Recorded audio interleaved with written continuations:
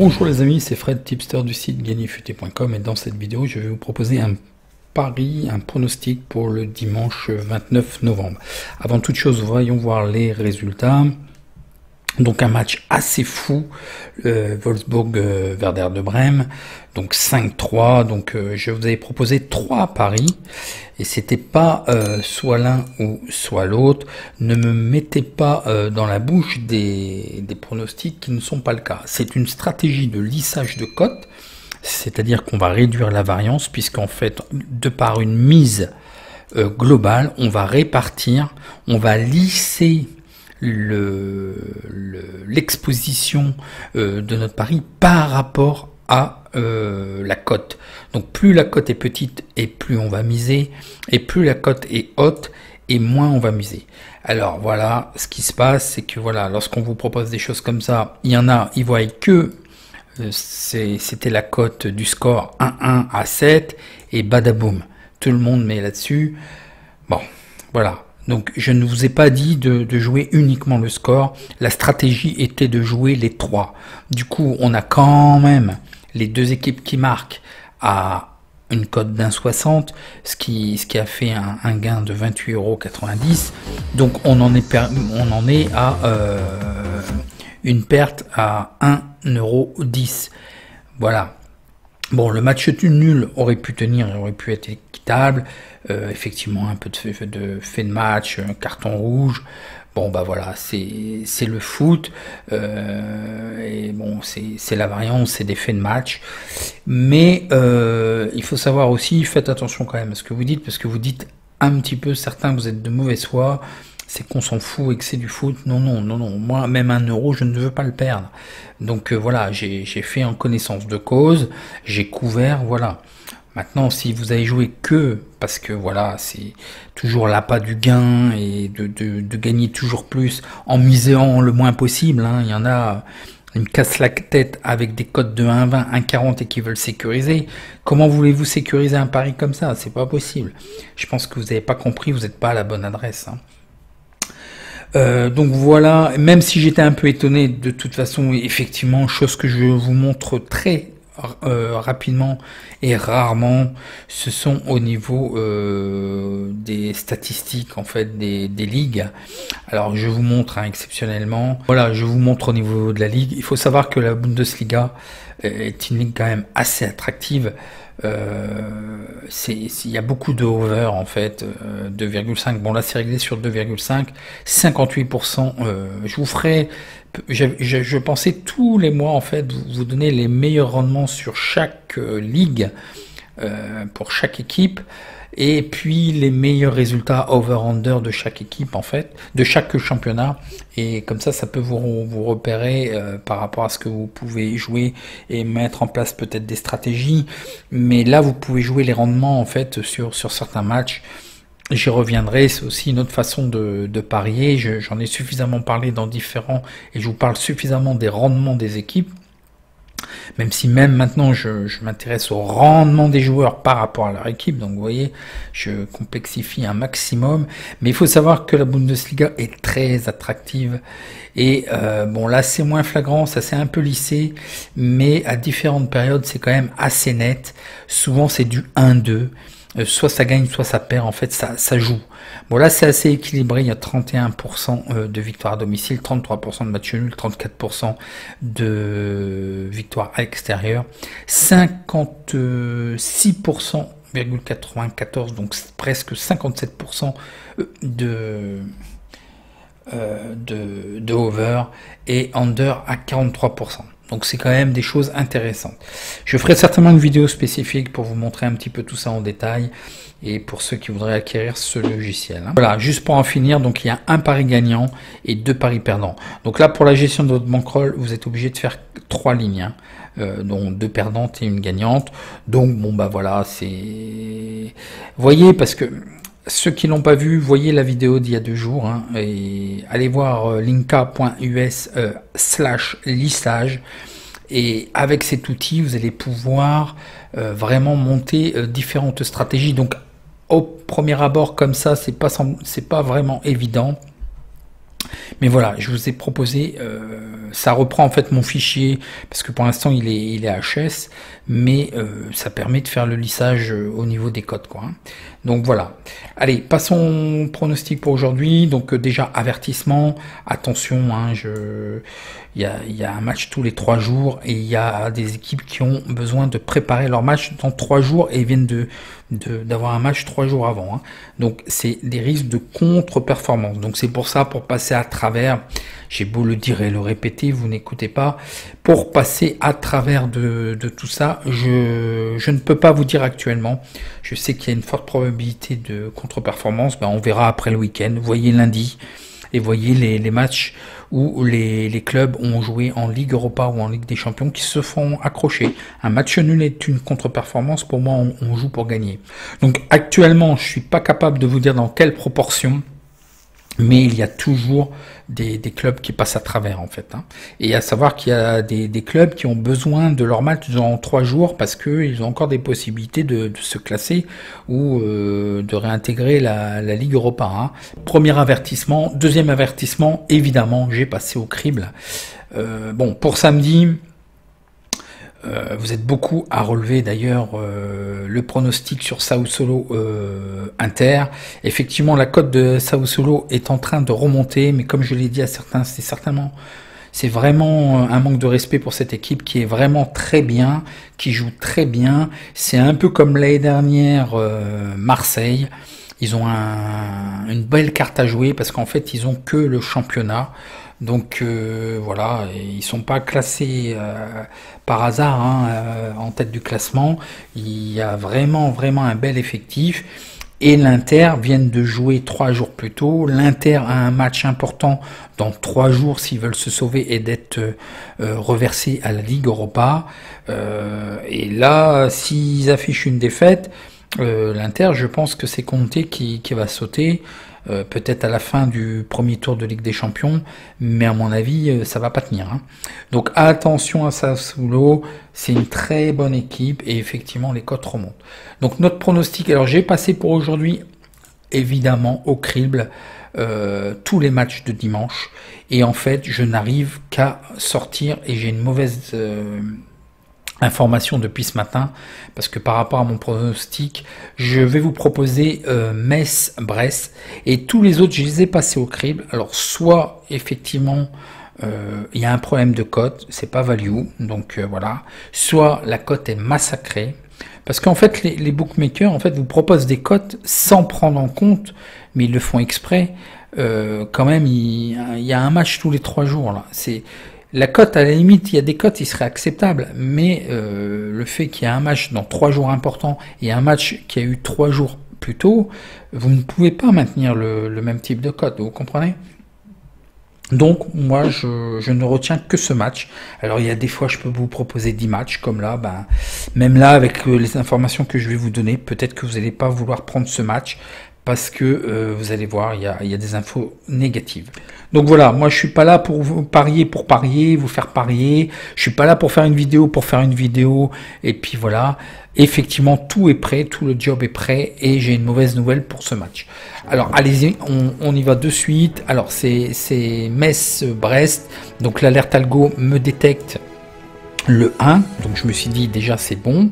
En plus, elle me détecte une value bet à partir de la cote de 1,69, alors qu'en fait, le match, la victoire est cotée à 1,25, donc la marge, c'est ce qu'on appelle la marge de value, c'est entre l'établissement d'une cote à partir de laquelle elle est value et la cote qui vous est proposée. Le différentiel, c'est ce qu'on appelle la marge de value.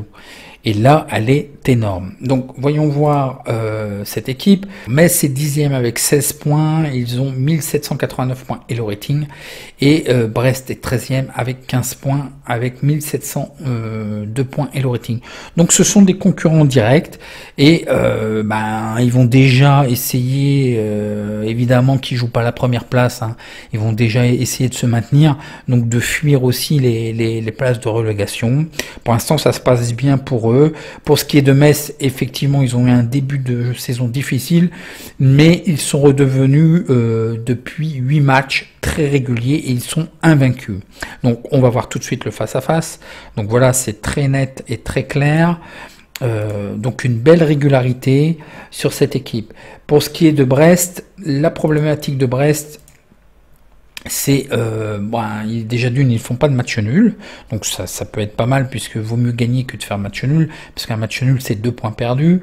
Donc attention, ils viennent d'accrocher Lille, hein, ce qui n'est pas une mince affaire quand même, et ils ont enchaîné à domicile en gagnant contre Saint-Étienne. La problématique de cette équipe, et c'est pour ça aussi que je vous la propose, Metz est sur une bonne dynamique, est très régulière, mais Brest, le problème c'est qu'ils perdent leurs points à l'extérieur. Donc voyons voir les statistiques générales. Donc Metz gagne à 36%, font match nul à 36%, perdent à 27%, ils font des over plus 2,5 buts à 18%, et des under 2,5 à 80%, ils marquent en premier à 36%, et ils encaissent en premier à 63%. Un rendement négatif de moins 7%, pourquoi? Ben voilà, ils ont perdu quand même 3 matchs, et ils ont fait quand même un peu trop de matchs nuls. Par contre, les cotes sont intéressantes. Ce sont des équipes intéressantes à jouer.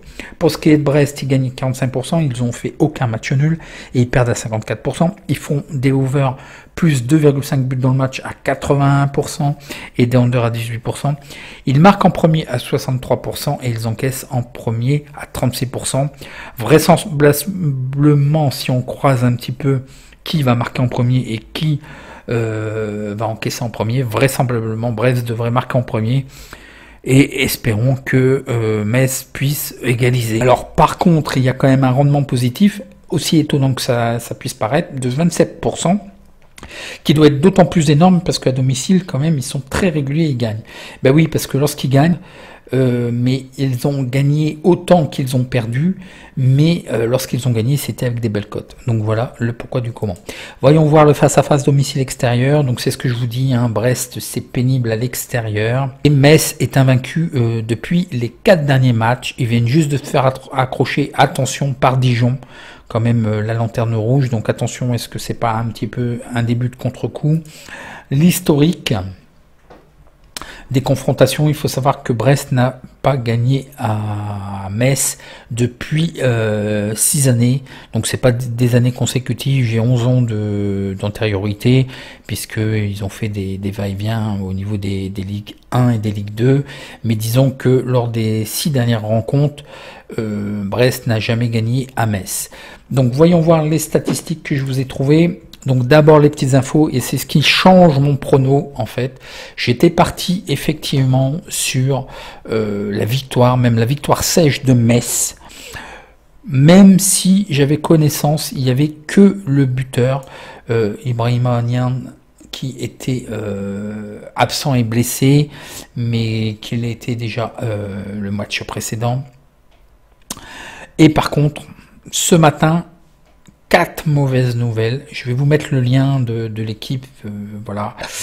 Donc au niveau des milieux de terrain, il y a 2 milieux de terrain qui sont absents, qui sont pour moi 2 joueurs clés.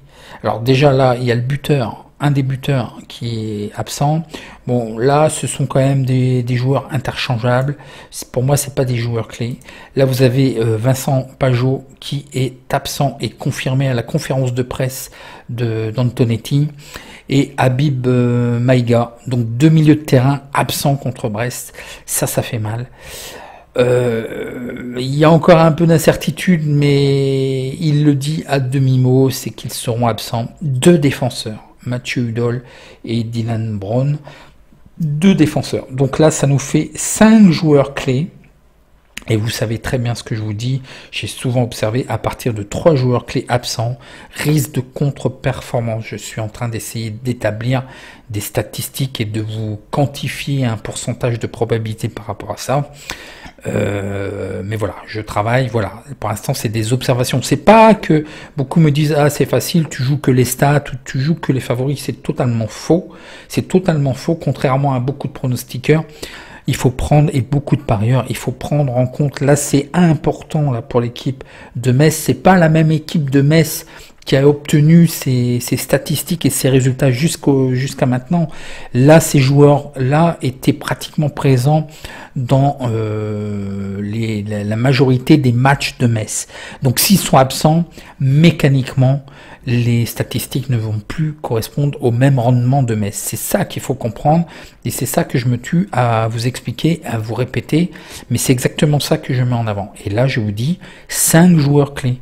C'est une autre équipe de Metz qui va se présenter, vous comprenez ? Bon, Antonetti, il est loin d'être bête, hein, il a très bien intégré tout ça, je pense qu'il va faire au mieux. Je pense que ce match-là, il faut surtout pas perdre, à la limite, c'est tout ce qu'il peut demander. Pourquoi pas gagner, effectivement, mais ne pas perdre.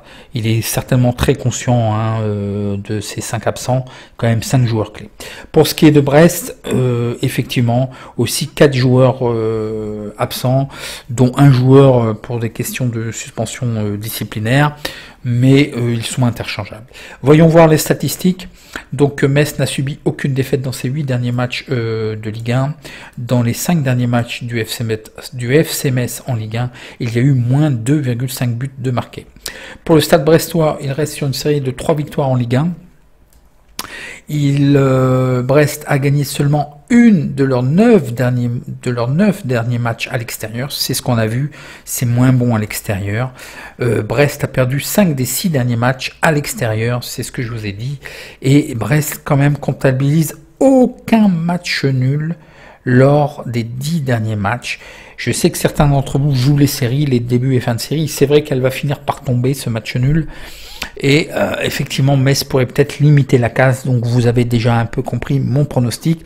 Les probabilités BTS, donc les deux équipes marquent 51% de non. Il n'y aura pas de BTS, 49% de oui. Donc plus vers un 2-0, mais sachant les absents, je pense que je ne vais pas suivre ces probabilités. Au niveau over, 53%, au niveau under, 47%. Donc 53%, ça correspond à une cote de 1,88 et on nous propose une cote malheureusement d'1,70, c'est ce qui me gêne. Sinon, je pense que je vous l'aurais proposé, donc c'est pas value. Pour les probabilités 1 et 2, le FC Metz gagne à 46%, match nul à 32% et Brest à 22%. Donc là, c'est 53% pour le over, 47%. C'est 53% pour le under et 47% pour le over. Hein. Et donc, il nous propose au niveau des probabilités 1 et 2, le 1, 46%, ça correspond à une cote de 2,17, un 2,0. Donc, effectivement, dans un premier G, enfin même plus que le G, c'était ce matin, c'était le FC Metz sec à 2,25, qui est une très belle cote. Mais là, avec les informations, ça peut pas passer inaperçu. Alors, le problème, c'est que j'aurais bien voulu sécuriser avec le BTS et le under, mais les cotes ne sont pas value. Donc je change mon pronostic, donc écoutez bien, donc là j'ai annoncé, j'ai bien expliqué, je crois. Hein. Donc là je pars sur un match nul à 3,20. Mais bon, ce qui est un peu gênant, c'est que Brest ne fait pas de match nul, donc est-ce qu'on va casser la série? Donc ça sera peut-être possible, mais il faut sécuriser. Alors je ne peux pas sécuriser avec le under ni le BTS parce qu'en fait les cotes sont trop basses et ne sont pas value. Et je voudrais quand même avoir une cote équivalente quand même assez intéressante pour effectivement maintenir ma cote moyenne. Donc qu'est-ce que je vous propose? Le match nul remboursé si N, donc c'est ce qu'on appelle un home no bet, remboursé si victoire à domicile. Bon, je n'y crois moins, je crois plutôt au match nul, mais on peut pas le jouer sec et je ne peux pas le sécuriser. Vous voyez, vraisemblablement le under côté Metz, mais ce n'est pas le cas côté Brest. Le under n'est pas probant, vous avez vu les statistiques. Hein. Donc voilà, match nul, remboursé si 1, avec une cote équivalente de 1,78. Donc vous mettez 17 € sur le N, 13 € sur le match, sur la victoire à domicile pour un pari remboursé. Si on gagne une mise globale, un gain global de 53,33 €, qui est pas dégueulasse, qui nous fait quand même 23 € net dans la poche. Et si c'est la victoire à domicile, on sera remboursé. Donc voilà pour ce pronostic. Donc si vous avez apprécié, un petit like et puis je vous donne rendez-vous pour la prochaine vidéo. En attendant, je réponds à vos questions en commentaire et je vous souhaite bon match. Merci.